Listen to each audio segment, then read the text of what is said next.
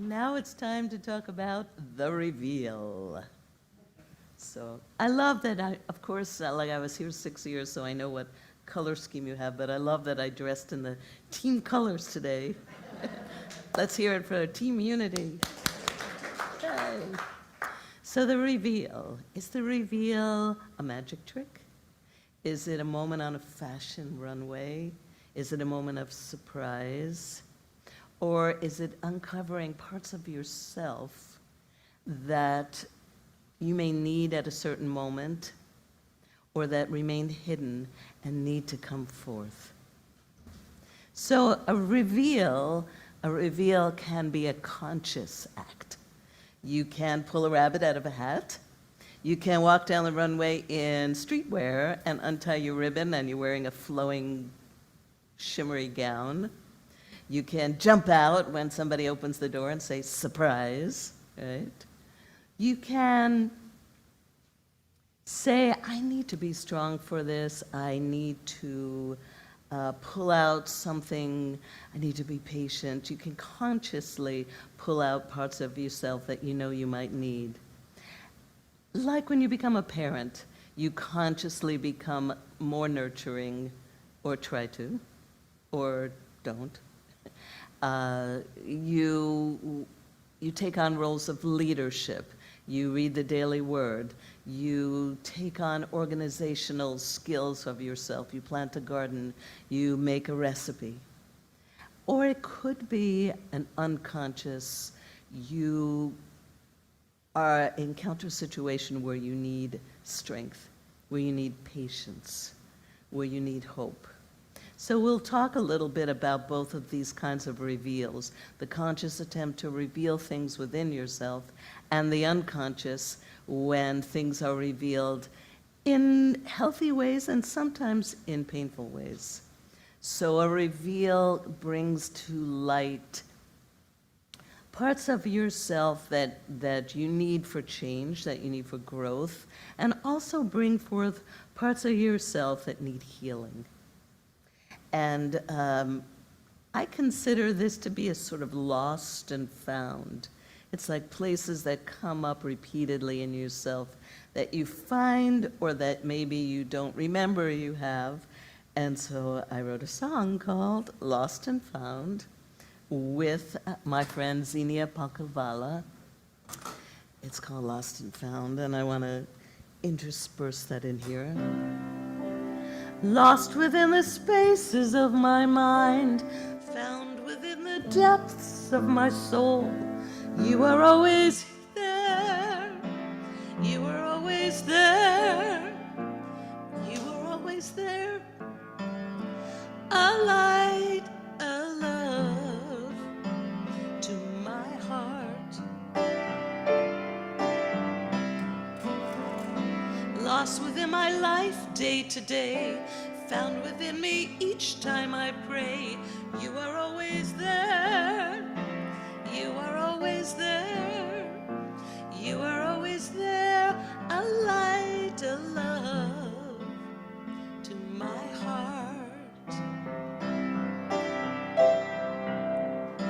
Lost within my race to achieve, found within the moments of peace. You are always there. You are always there.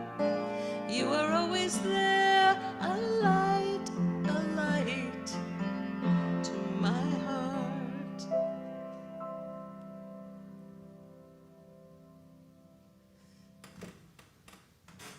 So sometimes I like to use music in my talks because it hits a different emotional chord. Sometimes you hear the same words a little differently when it's sung or it's played, as musicians well know. So that's why I like to intersperse these moments of music in here. So I have to tell you that the reason I came up with this whole talk was in the beginning of December I had COVID, and I went through it really fast, a few days, but then I was really tired and I was spending a lot of time resting and being still, which for anybody who knows me knows it's not the easiest thing for me. I'm the go-go girl. And so it's like, okay, I had a year of I had a concussion, we had a hurricane hit, I got COVID. It's like, how strong of a message do you need? Peace, be still, slow down, have a look inside. So while I was hanging about, being peace and still, I started chain watching. What is the word for that when you chain watch? Binge watching, thank you. I started binge watching Project Runway. Have anybody seen that? So in Project Runway, they do a lot. They often have this reveal, right? Where the person walks down the runway and one thing turns into another. And I thought, the thing that they're revealing, the model was wearing that. It was there. It was always there. They just uncovered it to show you this new aspect of themselves. And I thought, this reveal, this is like our reveal. We have this cover, and underneath it we have all these parts that sometimes come to the front, sometimes don't. So I thought, this is what gave me the inspiration for this talk. So, and there's another part of the reveal too. Like sometimes a reveal will bring up parts of yourself that need healing. Sometimes parts of yourself will keep bubbling up, fears, uncertainties, and they keep coming up because they need attention and they need healing. And one thing I want to say right here at the very get-go is that if anything about this reveal makes you uncomfortable or brings up certain things that you are dealing with, that you need healing, I really encourage you to spend some time in contemplation, to talk with a friend, to talk with a minister, to seek counseling. It is not a weakness to need help and to seek help. So I'm just going to say that straight out. It's really great that we are here practicing a practical spirituality, and it's really great for creating clarity and bringing up all these things that we need to make a happy, healthy life. And sometimes we need help. You know, sometimes we need spiritual readings to remind us, or talks to remind us, or we just need to talk to each other to remind us. So I want you to remember that you have access to these tools within and in your community, and not to forget that. So if at any time any of this brings up anything for you, take a deep breath, know that you are safe here, that you are loved. And it's important to remember that. A lot of revealing what we have within us has a lot to do with trust and a lot to do with faith. So I love that that's the spiritual quality for the month. So in the reveal, you reveal all these parts of yourself that come forward. How do you know? How do you know that you have what you need? So I know that everyone has within them what they need, because we are all children of Spirit, of God, however you want to say this. But sometimes it's a little tricky. Sometimes, you're not so sure. So you have to trust. And building this trust is a practice. So maybe it doesn't come overnight. Maybe you don't right now think, I trust that I have whatever I need to get through whatever I have to get through. Maybe that's not what you thought when you woke up this morning. Maybe you thought, okay, I'm just putting one foot in front of the other. I'm going to come to unity. I'm going to do the best I can. But I don't really know if I have what it takes to get through the rest of the week. So building trust is a practice. And we'll be doing some meditation and some contemplation a little bit later in my talk. But building trust is something you can practice, something you can think about to yourself, something you can meditate on, and it's a quality that you can make stronger. The more consistent you are in your practice of spiritual principles, the more you're able to access it. So this is true. This is true about trust. This is also true about faith. So you trust that you have it, and you have faith. You have faith that you are able to bring forth these qualities that you need. That you are, let's say you have a particularly demanding situation and you need to be patient with somebody. This has happened to all of us at some point. Someone in your family, or someone you're dealing with at work, or someone you're driving behind in your car or your bike. Sometimes you need patience. And it's, it's not like the first thing that comes to your mind. Trusting that you have, this is a pretty obvious example, but just trusting that you have this quality of patience within you, having faith that you can bring it forth and use it. So, this is a simple way to show you that other qualities that you have within you are also available and accessible to you, and that the more you look for them, the more you acknowledge them, and the more you use them, the stronger they get. It's like sitting down at the piano. The more you do, the more even it becomes, the more easier it becomes, the more it's a muscle memory, the more it's a part of you. And sometimes, it doesn't really take a lot of time in practice sometimes.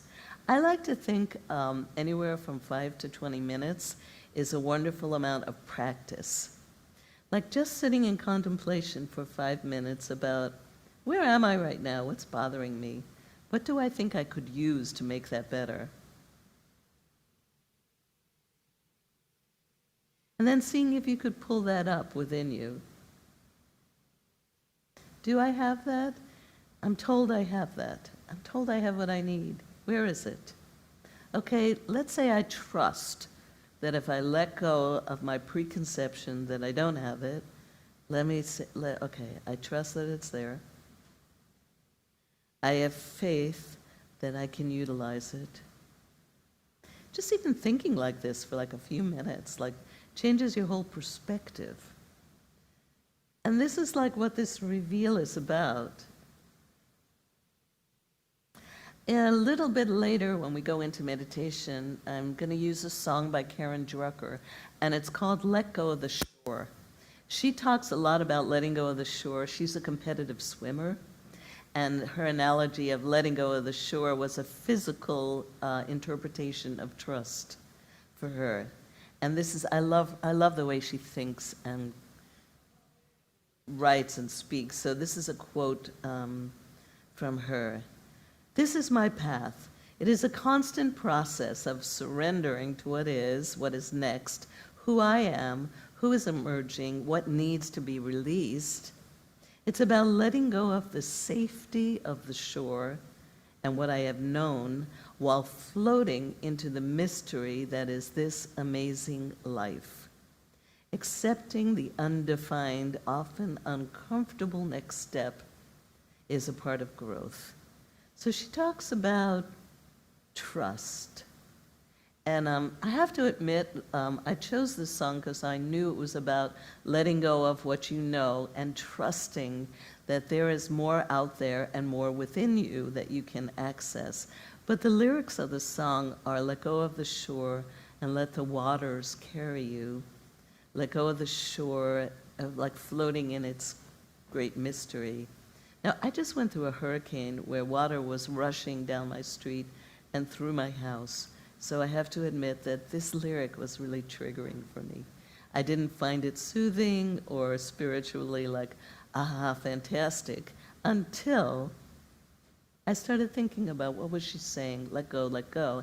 And I thought, well, what if I let go of my attachment to the trauma? What if I simply look at it as the waters came through? It doesn't mean I don't care. It doesn't mean that there isn't work and pain and there wasn't trauma attached to it. But what if I let go of repeatedly seeing this as a trauma and just see it as a moment? Just see it as a cry from the earth.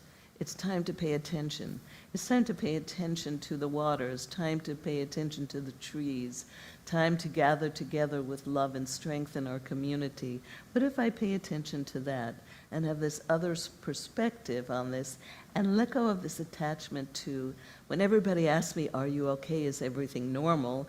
And I say no, and then I feel compelled to give you this whole like 10-hour history of what's going on, which I don't mind doing, and I'm really grateful that people are concerned.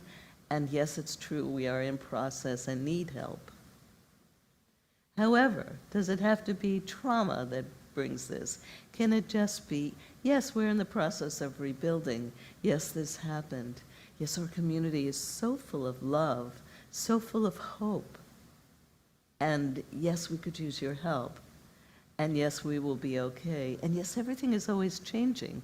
And we see it with what's happening all over the world. There are earthquakes, there are fires, there are hurricanes. What does this say to us? Does this say that the world is falling apart? Or does this say this is a call? This is a call to love. This is a call to step up and find that place in yourself where you care with love, where you pay attention in your community, where you find a couple of seeds that you can plant for butterflies, where you call someone you hadn't talked to for a while, where you plant another tree, whatever it is that you can do. So there's a lot of different perspectives, ways to look on it. And when I started thinking like that, I was like, okay, I'm going to be able to add this in the talk. Because when I first started practicing this, I thought, what am I doing? I'm like setting myself up for this like reveal of some really painful feelings. So it's a transformation, it's a process, like the rebuilding in Asheville, but it's also a transformation and a process within ourselves. And this is constantly happening. There are things that have like knocked against us in our childhood that we hold on to, everybody. So for some, it may seem like a larger, more obvious thing, but there are little things that have happened or large things in everyone's life that they carry with, that need healing, that need revealing, that don't need to stay hidden. If you keep them hidden, they will keep coming up. So why not find a way to, in a healthy way, deal with them? One of the ways I like to deal with things is I get in my head a lot. We all do, right? We think a lot. And one of the things I like to do is surrender those feelings. Like look at them as a little bit objective. And then bring them into my heart. Just as a symbolic and also true letting go of the pattern of thinking and surrendering it to the pattern of love.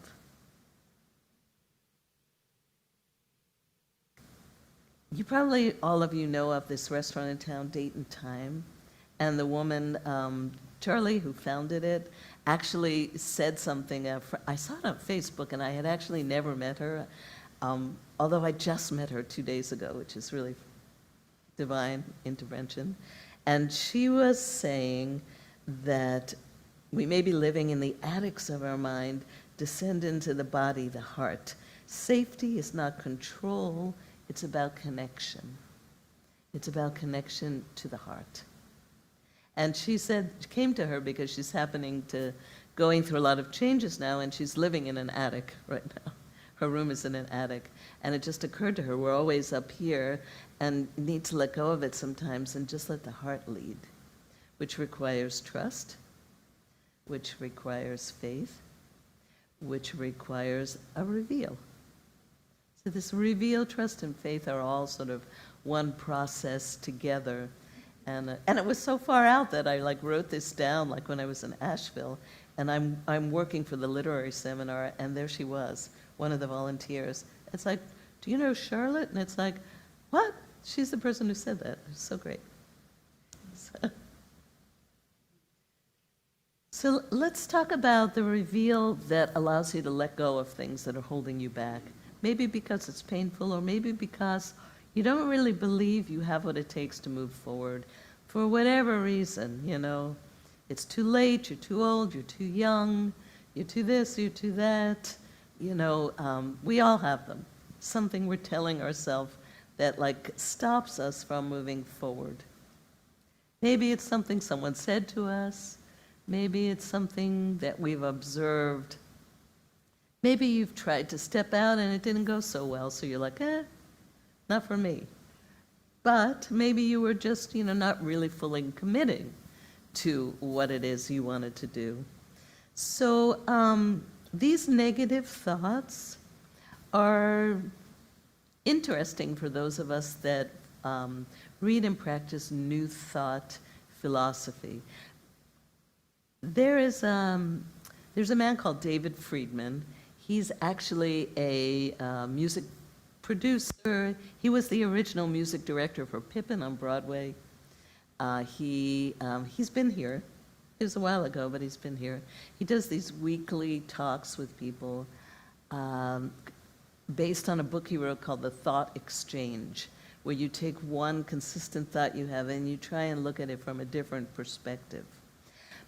And he's also written this other book called The Healing Power of Negative Thoughts and Uncomfortable Sensations.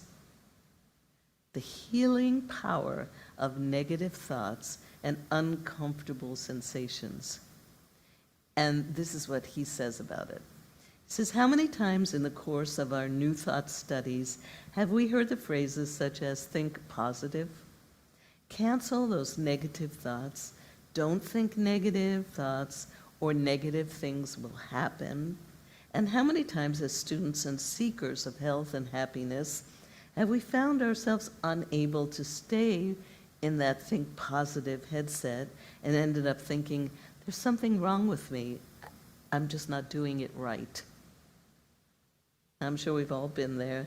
But could it be that trying to get rid of our negative thoughts and our uncomfortable sensations, we are in fact suppressing, ignoring, or avoiding one of the greatest tools that we have for healing and living a full life? David Friedman, in his book, he looks directly at negative thoughts and uncomfortable sensation, and he reveals them, love the word, as not things to be feared or ignored, but as tools. So revealing, like, and admitting that you have this negative thought and admitting that it's really uncomfortable to do something new.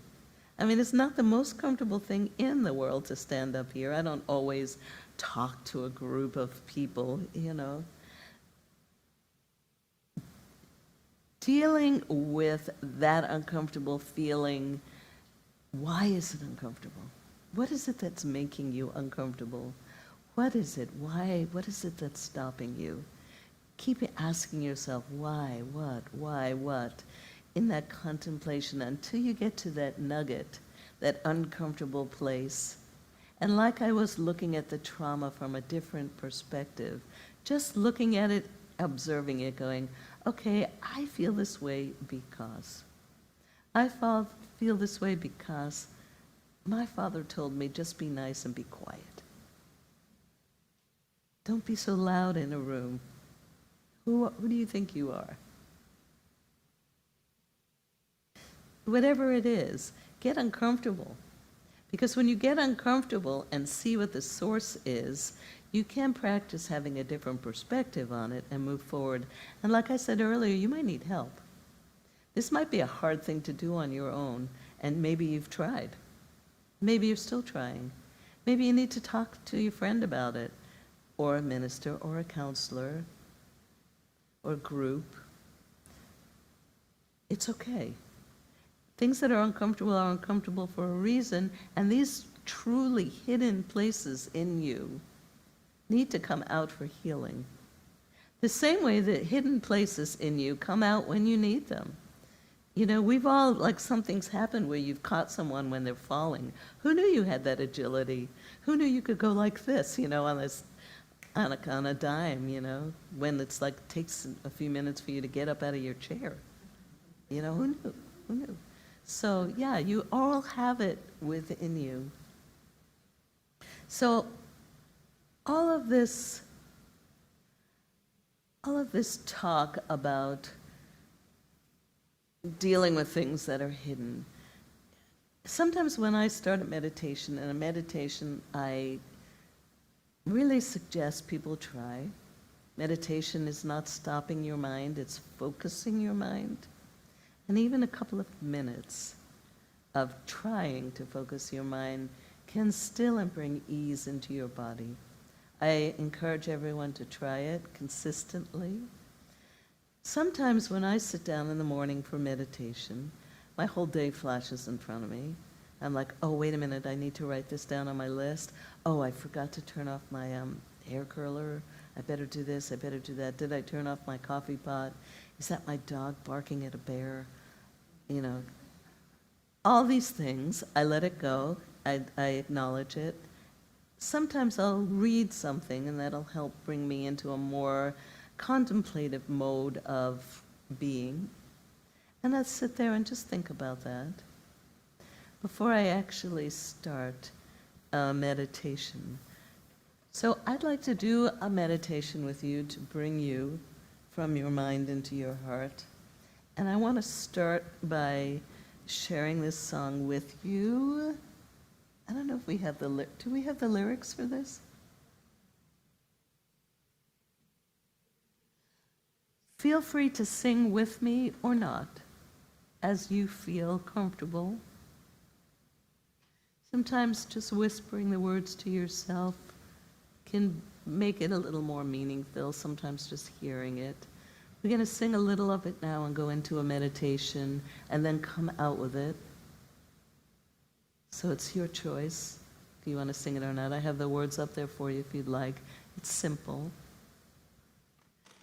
And it starts with letting go, and it starts with surrender, and it starts with trust, and it continues with faith that you have what you need. And I believe each one of you in this room has everything you need to do whatever it is that you feel you want to do. And I want to give you that gift of believing that yourself.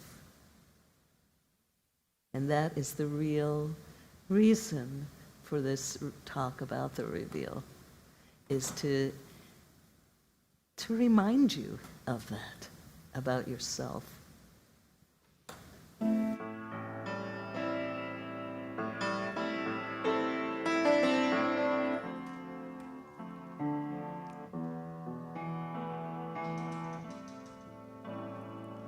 Let go of the shore and let the water carry you. Let go of the shore, float into the mystery. Let go of the shore and let the water carry you. Let go of the shore, float into the mystery.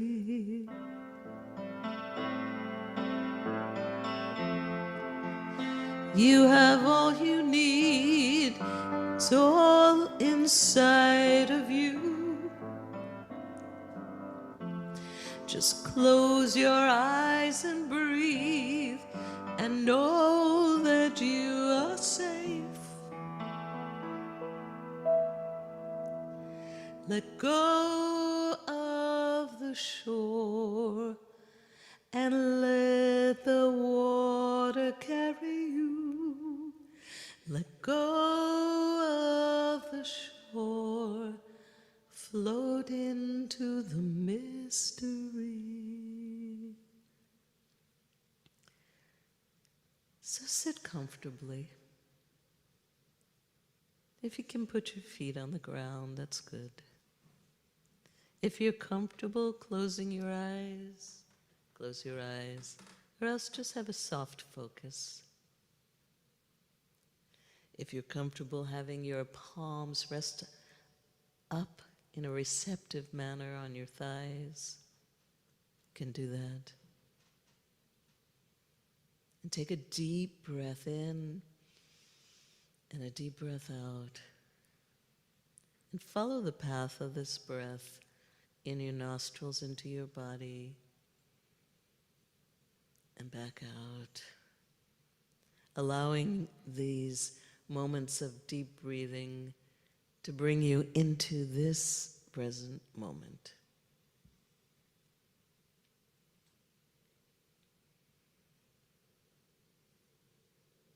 Let your attention come to your heart center. Maybe you'll feel a tingling or a warmth there, or maybe you'll imagine that, or a light there, twinkling. And allow that light to expand across your chest, over your shoulders, down your forearms, past your elbows, all the way down to your wrists, into your hands, and hold this light from your heart as a ball of light in your hands. And know that the light and the love that lives in your heart is also in your hands, and it's in everything you do, in everything you touch, in everything you create. And let that light come back up your arms into your heart and fill your whole torso with light and love, health. And let the light settle in your pelvis.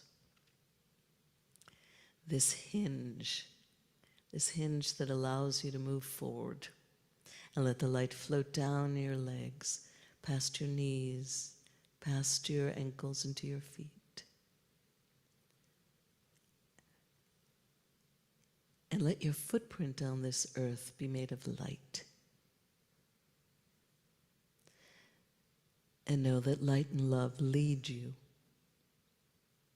Light and love are everywhere you step, everywhere you go. And let that light float back up your legs and pool in the bottom of your spine. Now let that light slowly come up your spine. This place of fortitude and strength. This place also of flexibility. And as you pass your shoulder blades, feel your shoulders and your shoulder blades relax and release. Let the light up into your skull, your brain, your forehead. Let your thoughts be illuminated by the light and the love of your heart. And let that light cascade over your face. Let your countenance reveal the light and love in your heart. And let this light come past your throat and your voice box. May your words reflect the light and love of your heart as it comes back and joins once again in your heart. And feel this whole network of light and love you have created through your whole body that stemmed from the light and love of your heart, which is always there, but perhaps not always revealed to you consciously. And then become aware of the clothes on you, the air in the room, your inhalations. And very slowly bring yourself back into the room.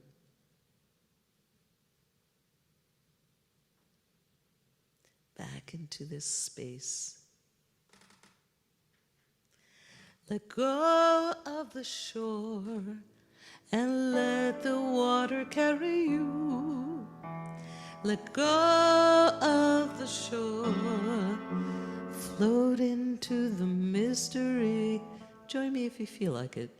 Let go of the shore and let the water carry you.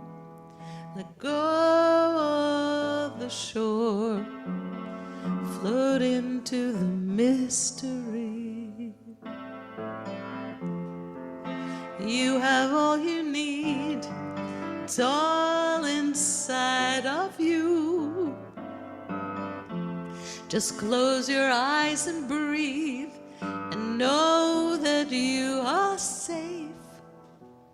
Let go of the shore and let the water carry you. Let go of the shore, float into the mystery.